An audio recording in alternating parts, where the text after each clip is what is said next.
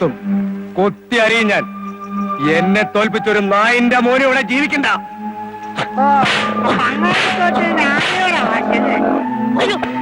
അയ്യോ അയ്യോ അയ്യോ അയ്യോ അയ്യോ അടിക്കണേ അയ്യോ അയ്യോ.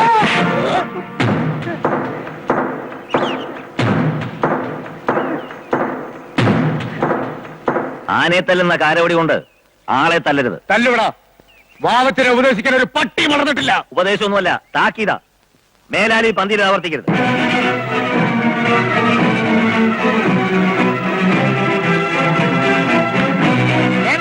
വിട്ടേക്ക്.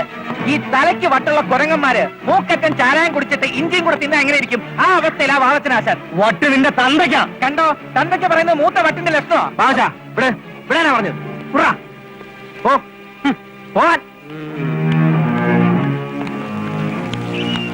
വെട്ടുപോത്തിനെ പിന്നെ ഉപദേശിക്കാം. ഇത് കാണ്ടാമൃഗമാ.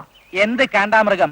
കുരയ്ക്കുന്ന പട്ടി കടിക്കില്ല എന്ന് പറയുന്ന പോലെ ഈ ഒരു നടത്തം മാത്രമേ ഉള്ളൂ. ഒരു മയവുമില്ലാതെ വെട്ടി വിഴുങ്ങണ പോത്തിറച്ചി അദ്ദേഹം മുഴുവൻ. ചെക്കന്റെ ബലത്തിലല്ലേ ഈ കളി മുഴുവൻ കളിക്കുന്നത്.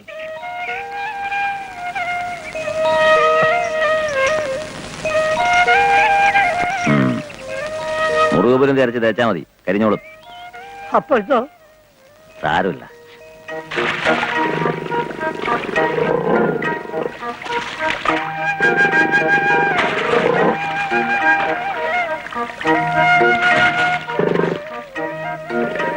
ഇവൻ എന്താ ഒരു പേരെടുക്കാൻ മൂപ്പ? ഞാൻ പറയാ, കൊമ്പനാന ഞാനൊക്കെ ചുരുക്ക ആന.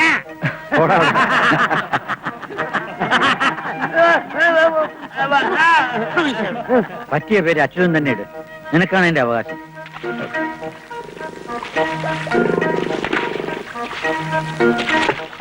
അയ്യപ്പൻ.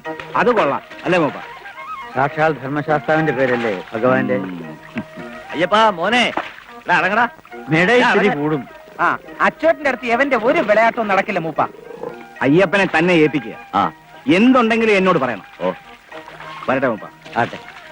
വാ. സ്വന്തം മക്കളെ പോലെയാണ് അദ്ദേഹത്തിന്റെ ആനകളെന്ന് വെച്ചാൽ. ഇനിയിപ്പോ ഇവനൊരു പദം വരുന്നത് വരെ അദ്ദേഹം കൂടെ കൂടെ വരും.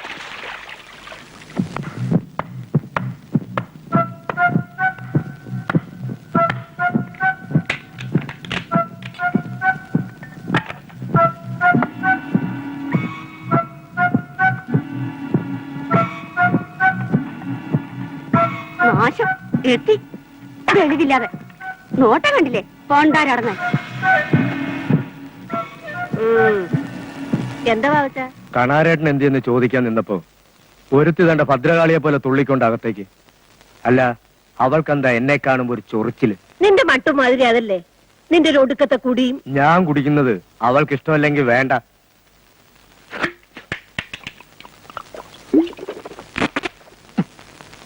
കൂടി ഞാനങ്ങ് നിർത്തിയേക്കാം.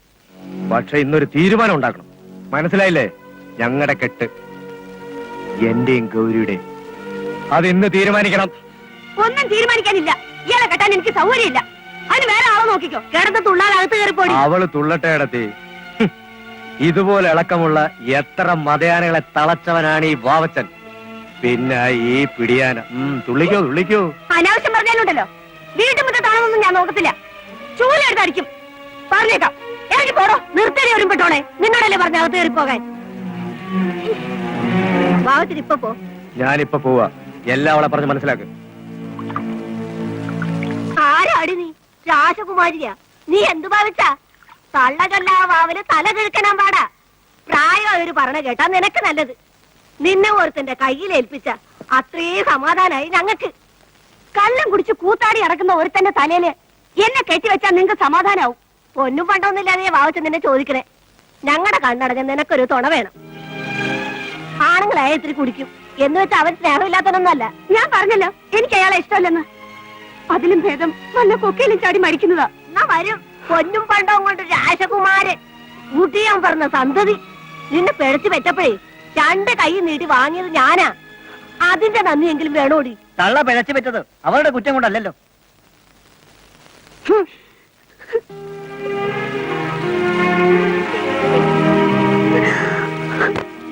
സാരമില്ല.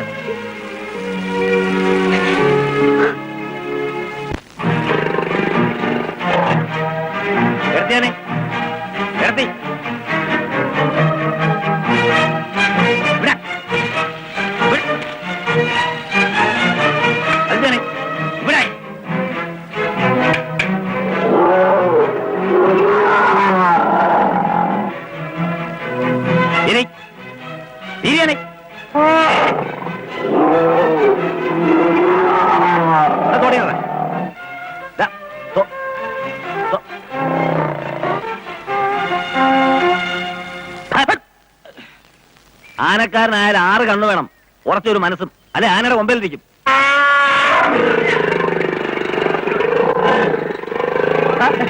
വിളിക്കുന്നു.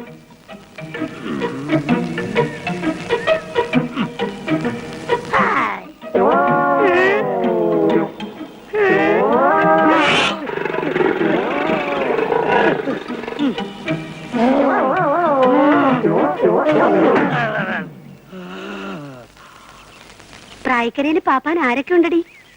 കൊച്ചുപാപ്പ വല്ലതും പറഞ്ഞോ? ആ, 6-7 പിള്ളേരും ഭാര്യയും. താൻ എന്തിനാ ഇതൊക്കെ തിരക്കണേ? ആ, ഞാൻ വെറുതെ ചോദിച്ചതാ. ആരുണ്ടായും തനിക്കെന്താ?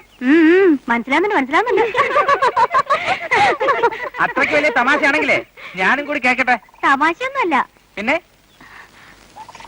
അച്ചോട്ടിന്റെ ഭാര്യയും കുട്ടികളെയും പറ്റി പറയായിരുന്നു. അതാണോ കാര്യം?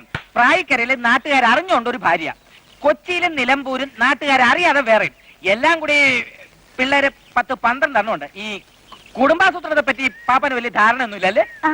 പിന്നെ ഈ ആനക്കാരെവിടെ ചെന്നാലും പെണ്ണുങ്ങൾ ഇങ്ങനെ ക്യൂ നിൽക്കും ഒന്ന് അടുത്തു കൂടാൻ. അതൊക്കെയല്ലേ ഞങ്ങൾ പാപ്പാന്മാരുടെ പ്രത്യേക സ്വഭാവം. അയ്യടാ, എന്നാലേ അങ്ങനെ ഒരു സ്വഭാവം നമുക്ക് വേണ്ട കേട്ടോ. കൊല്ലും ഞാൻ. ആനപ്പന്തി നിനക്കെന്താടി കാര്യം? ഓടി വീട്ടില് എന്ന് പറയാൻ താനാരാ? നിനക്കറിയില്ലേ? എന്നാ കേട്ടോ, നിന്നെ കെട്ടാൻ പോണോൻ താൻ മാത്രം തീരുമാനിച്ചാ മതിയോ? തൽക്കാലം അത് മതിയടി. വാവച്ചനൊന്ന് തീരുമാനിച്ചാൽ അത് നടക്കും. ആശാനെ, ആ കയ്യങ്ങടക്ക്. എടാ, എന്റെ പെണ്ണിന്റെ കൈ കയറി പിടിക്കാൻ നിന്റെ അനുവാദം വേണോ? ഓടി വീട്ടില്.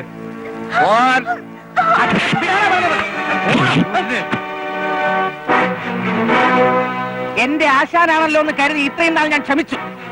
കയ്യും കെട്ട് കൊള്ളുന്നതൊക്കെ അങ്ങ് നിർത്തി. ഇനി ആവശ്യമില്ലാതെ എന്റെ നേരെ കൈ ഓങ്ങിയാൽ ഓങ്ങുന്ന ആ കൈ ഞാൻ വെട്ടും. നീ ഞൊട്ടും.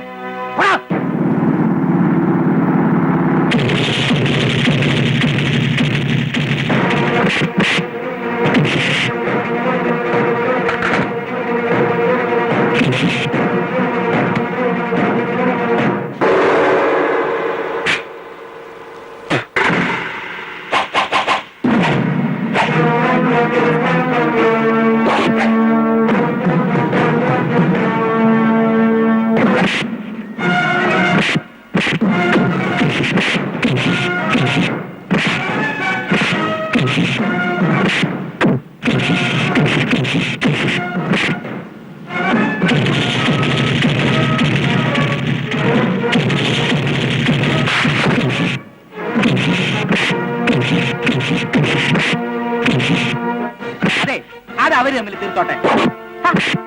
പറഞ്ഞ കേൾക്കൂല അല്ലേ ഏട്ടാ?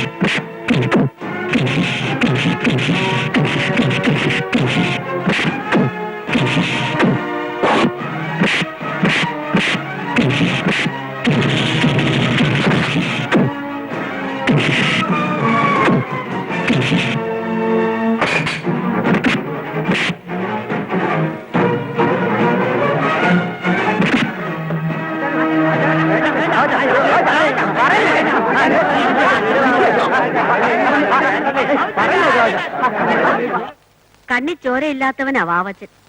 പോരാത്തതിന് തെക്കന്റെ ആളും. തെക്കന്റെ ആൾക്കാരോട് ഇടയാൻ പോയ ആർക്കും ഇവിടെ മനസമാധാനത്തോട് ജീവിക്കാൻ പറ്റില്ല. ആരാ ഈ തെക്കൻ? ഞാനിവിടെ വന്നപ്പോ മുതൽ കേൾക്കുന്നു. ഈ കാട് ഭരിക്കുന്ന രാജാവ്. എന്നിട്ട് ഞാനിതുവരെ കണ്ടില്ലല്ലോ. അതെങ്ങനാ? അയാൾ ഇവിടെ ഉണ്ടായിട്ട് വേണ്ടേ? ഇപ്പൊ നാട്ടിലാ.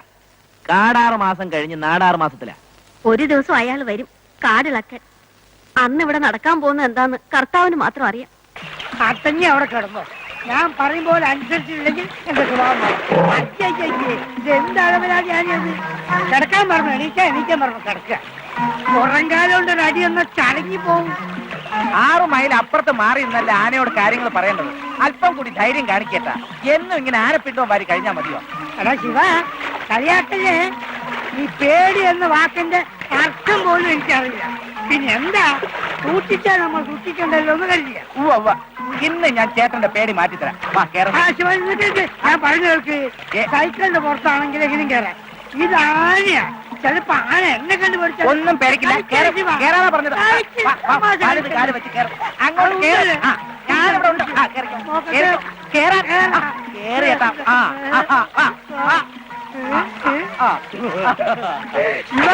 കൊണ്ടുന്നു പോലെ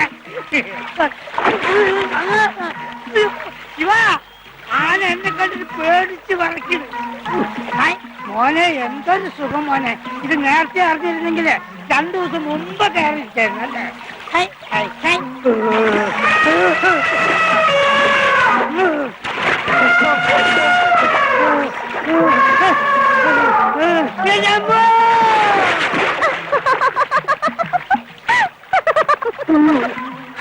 അധികം തിരിക്കില്ല കേട്ടോ.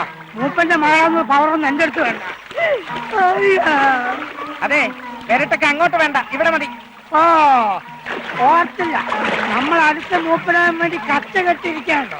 ദോഷം പറയുന്നുണ്ട്. ജോലി കൊള്ളാം. നല്ല മൂപ്പന് നല്ല മൂപ്പി. ഹായ് ഹായ്, നല്ലതുപോലെ മൂക്കുന്നുണ്ടല്ലോ മൂപ്പ.